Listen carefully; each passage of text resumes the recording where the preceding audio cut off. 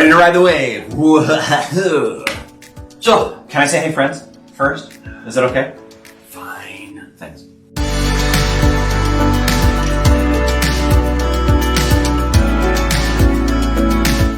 Hey friends, we are really excited to bring you, I think, what's special content.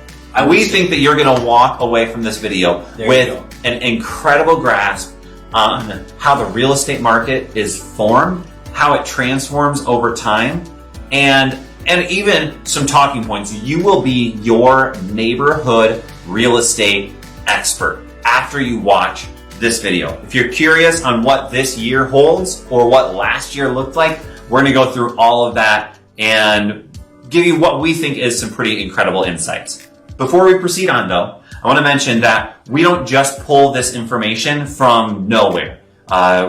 I've looked through the U.S. Census information for 2021 for Jackson County. We also have some incredible resources. Brian Buffini, who's a national real estate trainer and has a whole research team that goes through the nitty-gritty of the real estate market, along with Lawrence Yoon, they put out what they call their bold predictions for 2022. We use that information, digest it down, and sort it through the lens of Jackson County specifically, so that you can understand exactly what this year is going to hold.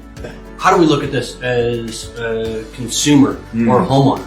Yeah. Well, we see it in a couple of different ways. We see it as speed of the market, how quickly homes sell, and price. Yeah. Obviously, price increasing. But what affects those is interest rates and inventory, right? We've talked a lot about interest rates in the past. Right. They're trending up a little bit, but still expected to not go bonkers yet this year. But let's dive into inventory a little bit.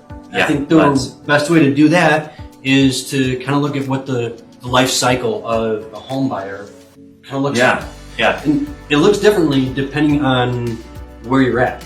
Yeah. So in our market, the first time home buyer phase. Yeah. In California, that may go all the way up to $500,000 for a first-time home buyer. But for our market in Jackson, really we think that caps out at about $150,000. Typically, sure. That somebody who's buying their first house isn't going to buy a house that is more expensive than $150,000, right? Yeah. So after you bought that first house, you're probably, after somewhere in the 8 to 12 year range, you're probably looking to move up. Yeah. If you're me, it's 8 to 12 month range. Ben, well known for your multiple moves in just about 3.5 seconds there. But the typical move is within about 7 years, nationally average, right? So they tend to move up after that first time home buyer. In our market, that looks like the $150,000 to $300,000 mark. And then after you've made that initial move, your family sits in that pocket for a little while. And then there's this final stage that many people go through during their peak earning years. I think Carol said the power couple. And that is where we really see a lot of people. You're bumping up to the 300 plus range. Some people never get there. Others get there more quickly, while they still have kids at home. But it's the prime earning years power couple phase. Yeah, and the market looks really differently for those 3 different price points. Absolutely, it does.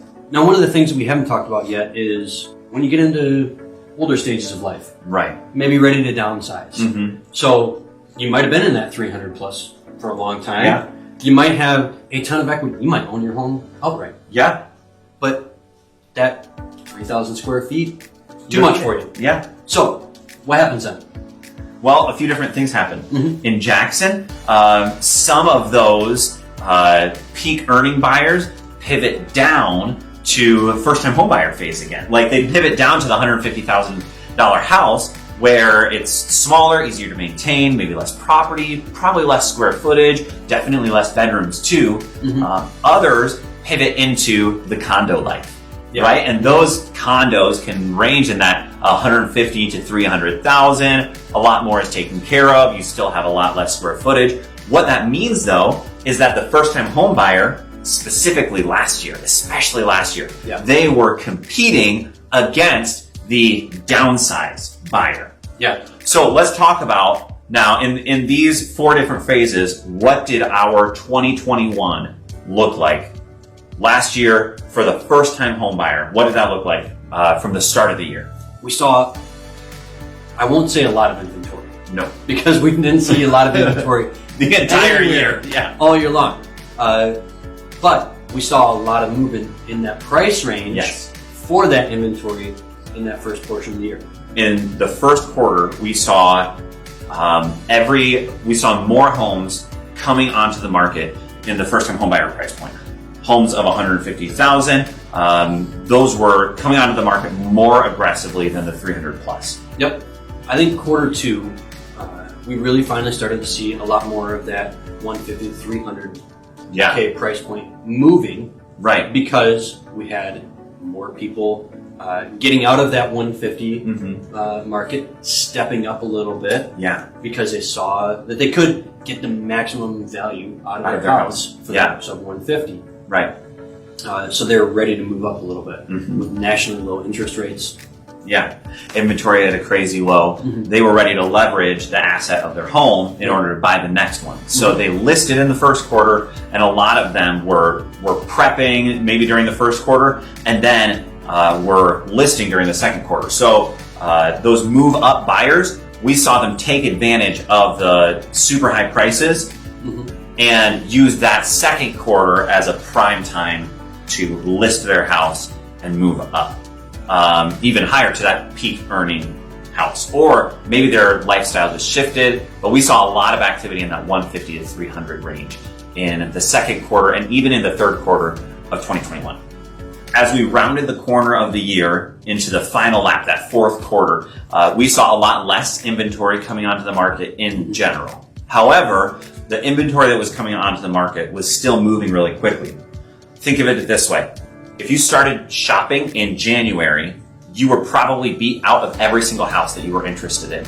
Many people became discouraged over the summer and then recycled their goal of home ownership and started trying to purchase specifically in that 150 and then 150 to 300 price range. So we saw a lot more activity renewed after the school year started as we were rounding the corner to finish out the year.